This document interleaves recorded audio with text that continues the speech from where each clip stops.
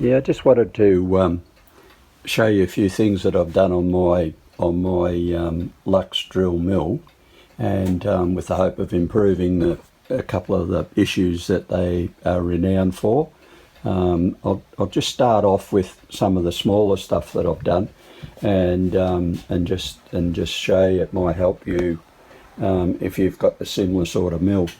What I did find was underneath here, where we've got the screws that lock the travel of the table up, they kept getting stuck in the channel that's underneath here, and so I made a couple of longer ones of those and bought them out so that they don't get tangled up in the casting of the base. Another thing while we're down here was the gib screw.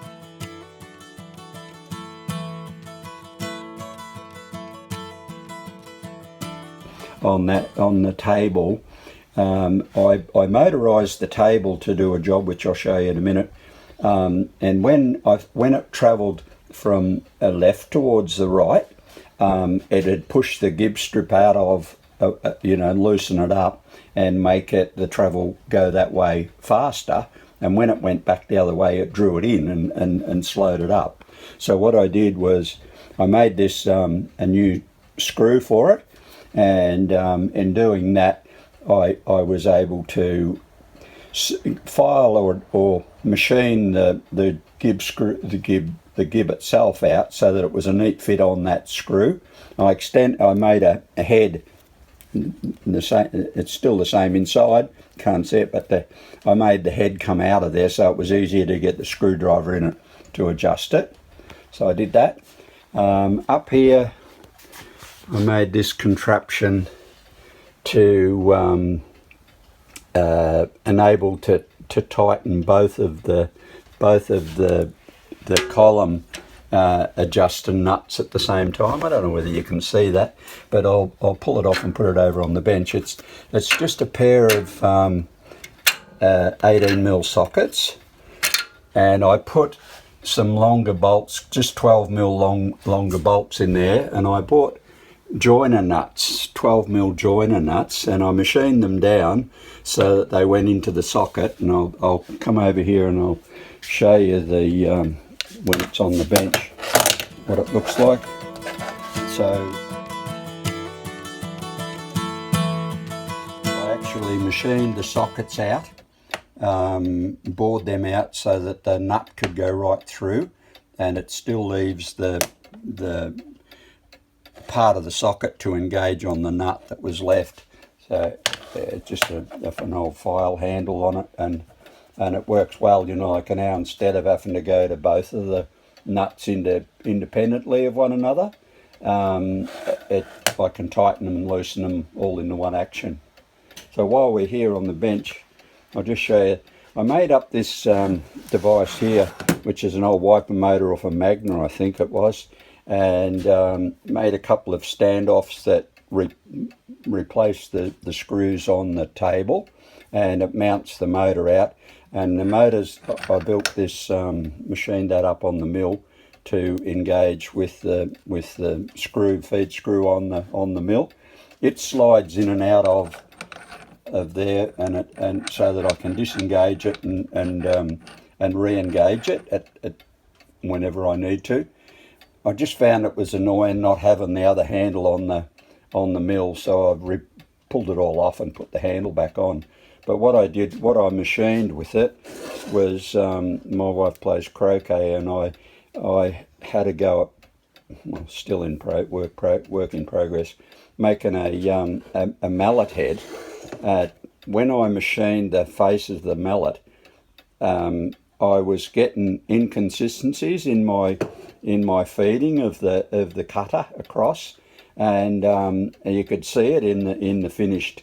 But this one's been machined, even though it's got some chatter marks on it. It's been machined with the wiper motor drive in it, and the quality of the finish is quite good, except that, like I used a fly cutter that I'd made myself, and that I think I might have had the tool out a little bit too far, and there are some like chatter marks or whatever, for the want of a better word. So back over to the mill.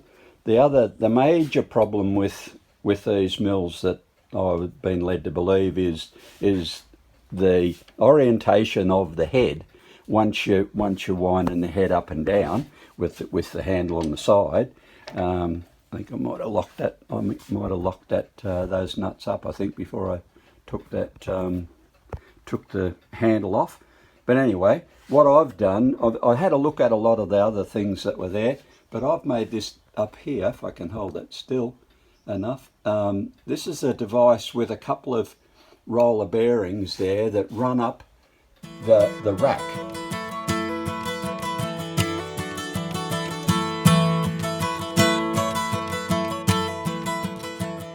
So what I did first was I drilled and tapped the column, and I put a cap head screw on the top and one down the bottom, and then I put two intermediate screws that are just grub screws that go in through the base of the rack and tap into the column. And then this, I took this pulley off, and then the bottom part of the cover off, and I determined where I could fit the bolts to hold this bracket, and then I got a couple of bearings, and the bearings held on those shafts with circlips, and they run up and down that rack. So, and I made the shafts that the bearings are supported on. I've made them eccentric, is it, or whatever, so that as I turn them around, the mount holes are offset compared to the bearing, and they can be brought in to reduce the reduce the gap between the rack and the bearings. It seems to work really well. Like I'm not a machinist. I'm only an amateur, only learning. But the orientation of the head seems to be fine, and I can. All of what I've made is hidden within the belt cover, and you can't see it. And it's unless you're really observant, you're not going to even pick up on those cap head screws that are holding the rack there in place. And it's all reversible. I can just take those cap head screws back out again, and I can restore it back to its original wayward head, where it goes wherever it wants. But yeah, I thought it was worthy of mention, and yeah, I just enjoy being able to make some improvements to something that's otherwise a good tool. Thanks for watching. Over and out.